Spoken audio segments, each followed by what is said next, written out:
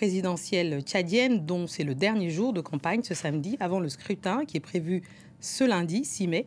10 candidats pour un fauteuil et une élection dite plus ouverte que les autres. On retrouve sur place à N'Djamena Stéphane Ballong, notre rédacteur en chef Afrique, envoyé spécial pour couvrir cette élection. Stéphane, en ce dernier jour, on sait qu'il y a 10 candidats en lice, mais est-ce que le duel Déby-Masra se confirme ? Oui, bonjour Fatimiata, c'est clairement un duel qui se dessine et on l'a vu ici à N'Djamena où nous avons participé aux deux principaux meetings qui ont retenu l'attention ici.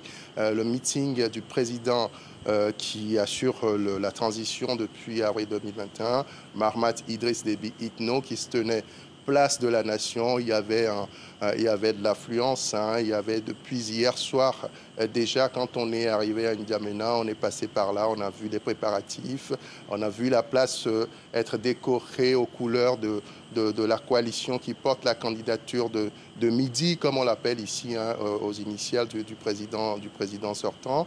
Et puis de l'autre côté, à l'hippodrome de N'Djamena, on est allé également voir Succès Masra qui a mené son dernier meeting, qui était une façon pour lui de faire une démonstration de force, de prouver qu'il est malgré tout populaire, malgré tous les reproches qu'on a pu lui faire ces derniers temps, le fait d'avoir conclu un accord avec le président de la transition, d'être rentré et d'occuper ce poste de Premier ministre avant d'être candidat à cette élection face à Mahamat Idriss Déby Itno.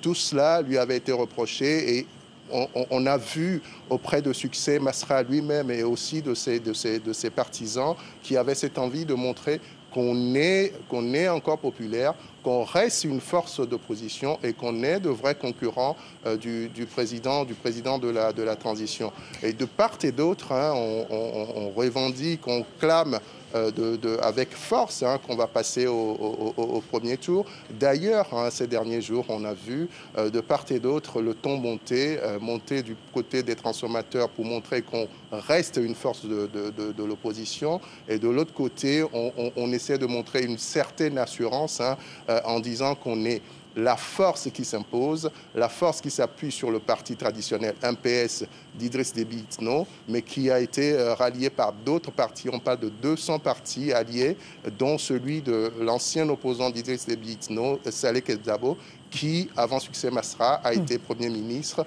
de Mahamat Idriss Déby. Merci beaucoup Stéphane Ballong et bonne couverture pour ces élections.